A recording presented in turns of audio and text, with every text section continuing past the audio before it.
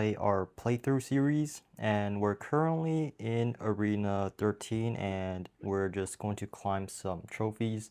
This will be the deck that I'm going to use today. Alright, so we're facing this guy, and usually I just want to play the Dark Prince. It's a pretty safe play. I'm just going to lower the sound a little. Okay, he's going to Witch on the other side.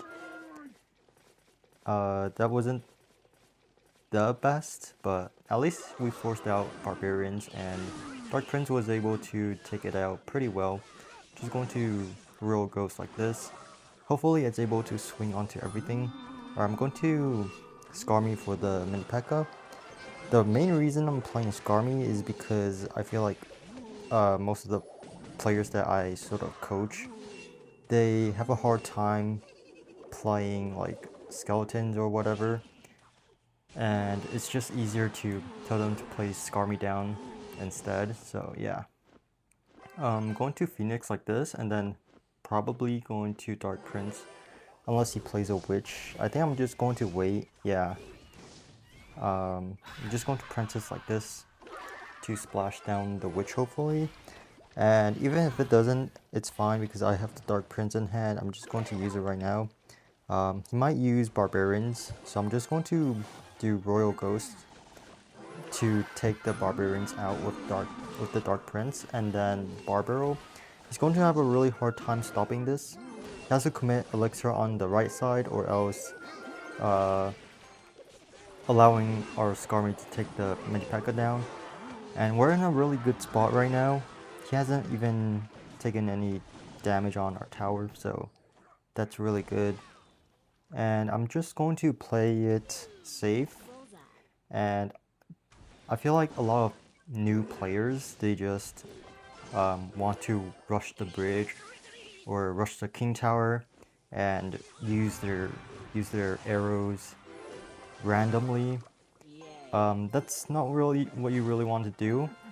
And there's one person that I sort of coached, and he was just throwing down fireballs at random, at like Skarmies and stuff, and not really thinking about how to counter push. So I think he sort of learned how to use the spells less often, only when it's like when you really need it. Otherwise, you just lay back and place cards instead of spells. Alright, this might look like a really daunting push, but it really isn't. You just assess the situation and defend minimally to save Elixir, and you counter push. Against Leo, and the next tip I think I'm going to give you is to not leak Elixir, because if you do, you're just going to waste potential counter pushing. Okay, fortunately the Sparky doesn't hit the E-Wiz, by the way. I thought it would hit the E-Wiz, but anyways, you want to focus on cycling your Elixir and not let it overflow. And what I mean by overflowing is that, okay, that was a very unexpected interaction. So what I mean by overflowing is like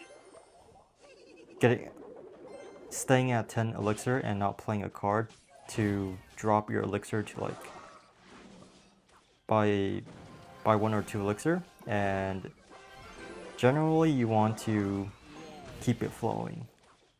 Okay, that was a terrible explanation, and I really can't explain when I'm playing. But generally, just keep on playing cards when you're at 10 Elixir, and defend and then counter push. Especially using like these beginner friendly decks, I would say. And as you see, you want them to play into us instead of having us play into them. because we will just be able to generate a bigger push. Might Vine, so I was thinking whether to place Electro Wizard, but it doesn't matter since we're able to defend anyways. I'm going to rush the bridge, sort of. I'm not sure why he's still playing, but yeah. Generally, you don't want to give up though, especially in the early stages of the game, because a lot of people often mess up in these arenas, so there's always a chance to make a comeback and win the game. Okay, that Dark Prince somehow splashed the entire Skarmy for some reason, but it was pretty cool. And I'm just going to put a Princess down. Princess is just like a very chill card where she just defends, and a lot of people either lets her go, which is a pretty bad idea in the early stages of the game, unless you know what you're doing. Okay, he's going to waste his log, so I'm just going to Skarmy. And since we know he doesn't have his log in hand, we might just barrel as well. And since the Dark Prince is tanking, it's going to get a ton of damage unless he does something to it. Okay, Dark Prince also takes the Dark Goblin down, which is very good. And I believe he's back to Arrow. The reason I know is because I have my Princess back in cycle, and he used Arrow on my Princess, so generally it's safe to assume that he's back to arrows. That's one of the ways you are able to sort of count Elixir. I mean, track your card cycle as well as theirs. I'm just going to Dark Prince. I think he has his, what's it called, the Dark Goblin back in hand, so I'm just going to wait a little. Okay, going to do this and then barrel because I'm pretty sure he's out of Elixir like very soon. Okay, hopefully the Phoenix, okay, it does not revive, so kind of unfortunate, but not the end of the world. Yeah, he has arrows again. Yeah, every time he's just going to arrows my Princess, which is a good play by him. Yeah, basically just keep forcing the arrows out. And I would recommend playing Princess on the higher health Princess Tower, because you generally don't want the arrow to take her down every time and damage the weaker Princess, because you're just helping him get damage. Okay, he's going to do that. This time my Princess will stay alive because of that, so we're going to sort of chip away at the left tower if he doesn't do anything. Just going to reset. Alright. Going to use like this to defend the Dark Goblin. This is one of the more optimal placements for the Electro Wizard, especially when defending against Dark Goblins. You just want to tank for the most part. You can also play it on top of the Dark Goblin, but it's very situational. When you're defending like a large push, you do not want to play on top of Dark Goblin. And yeah, Matthias. I'm going to Dark Prince once again. Safest play, I would say. Just going to arrows that. Okay, well, what was that Inferno Tower? Alright, we're safe to God Barrel now because, okay, I thought he didn't have much elixir, but fortunately his log, the log only costs like 2 elixirs, so that's kind of good for him. Just going to snipe the Princess. If he plays on the bridge, it's always, it's fine because you could always have your Princess snipe his Princess and then damage his tower if he doesn't defend it. Or he's going to react with the Knight, and then my Ghost will basically clean that up, and he needs to defend the Dark Prince. I think I could just do this and then barrel because he is sort of out of elixir. Alright, he does do that, so very well played. I'm going to do this and then Phoenix. Okay, what was that arrows? But we somehow clipped some of the goblins, so it wasn't that bad. I think he's trying to play some mind games with us. Alright. He does not have the princess in hand right now. Alright, I'm going to princess like this to snipe the darts. I mean the goblin game. And then pressure with the gob barrel. It's very good. Especially when the dark prince is tanking for it. And that's basically how you win this tower. I'm going to Ewiz like this.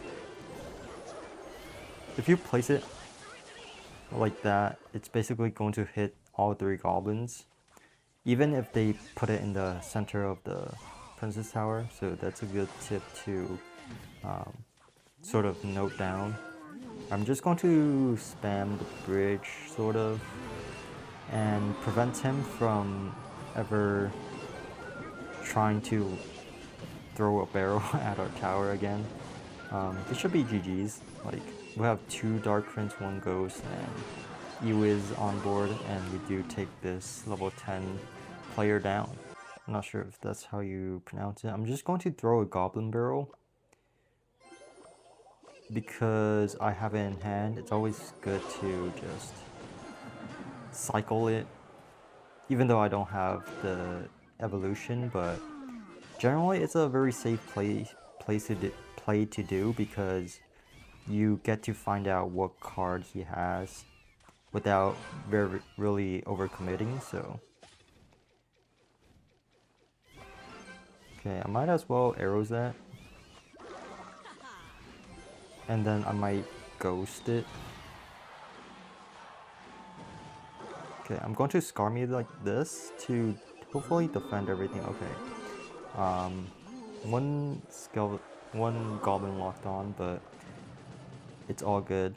Our ghost is splashing onto the tower, and I'm just going to barrel like this. I think he used his log, I'm not sure though.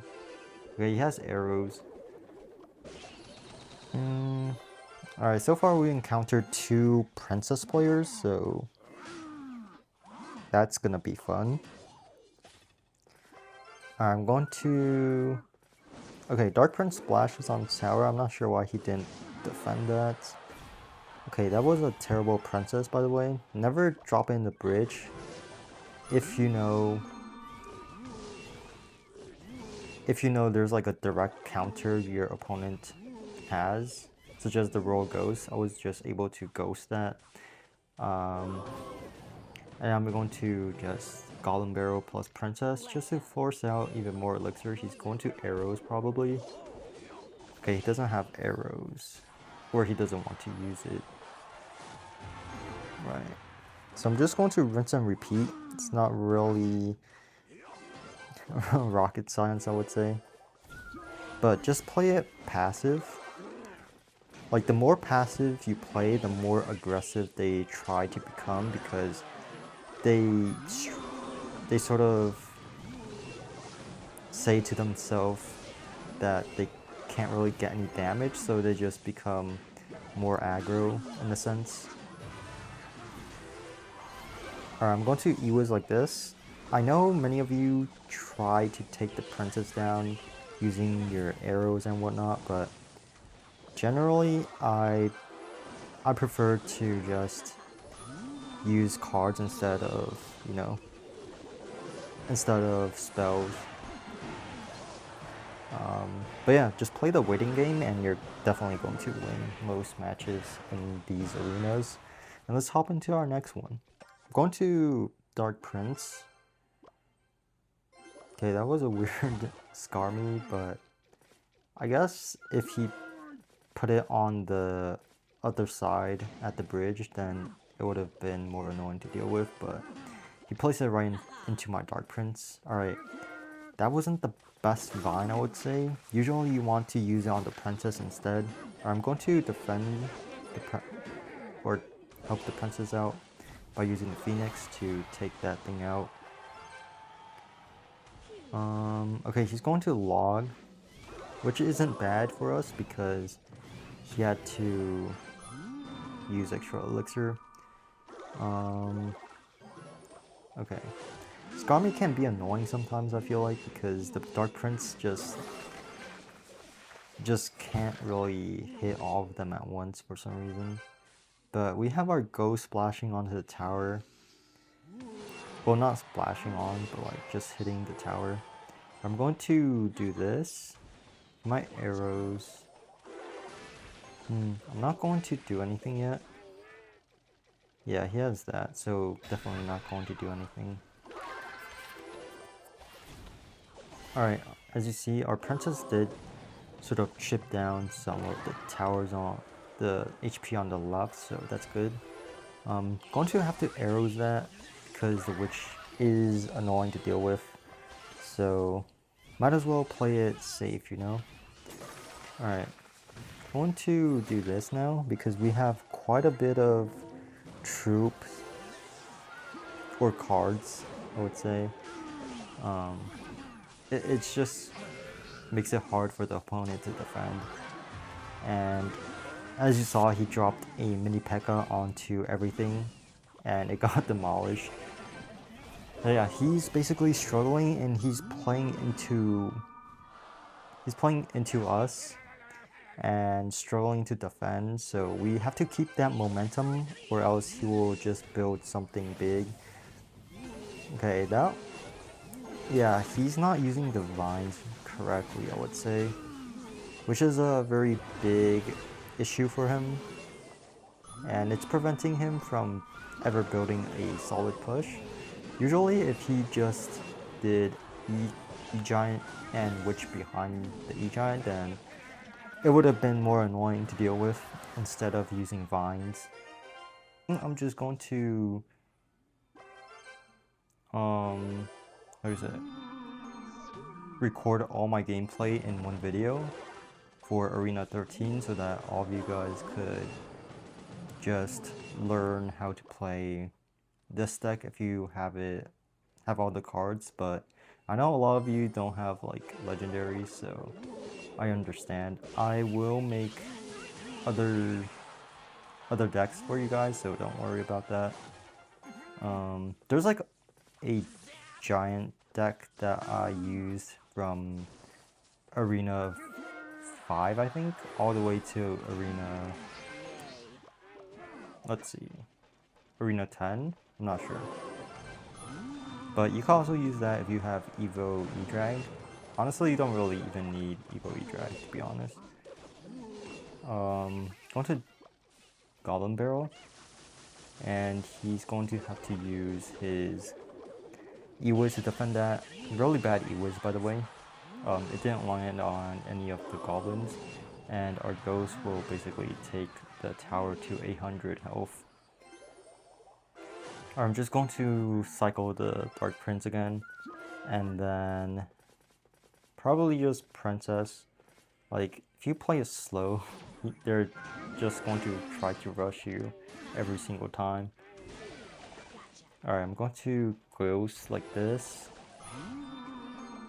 Yeah, like high level witches are just really annoying to deal with sometimes. Especially when they know how to actually put a tank in front of the witch. In this case, they aren't doing it, which is making our lives like super easy. If you guys know how to like actually put a tank in front of the witch, your opponents will struggle like indefinitely. So it's best to try to learn that concept. Alright, just going to Dark Prince. He can't stop this, I don't think. Yeah, it's not going to be enough. And I think I'm going to Phoenix and then Barrel just to force him to defend this lane as well. And then I'm going to Ghost and scale the army. As you see, if he has troops defending the other lane, you could also just pressure the opposite lane for him to like split up his pushes. Or I'm going to defend the E-Wiz. And yeah, basically it's just hard for new players to defend both lanes at once, like what I did here.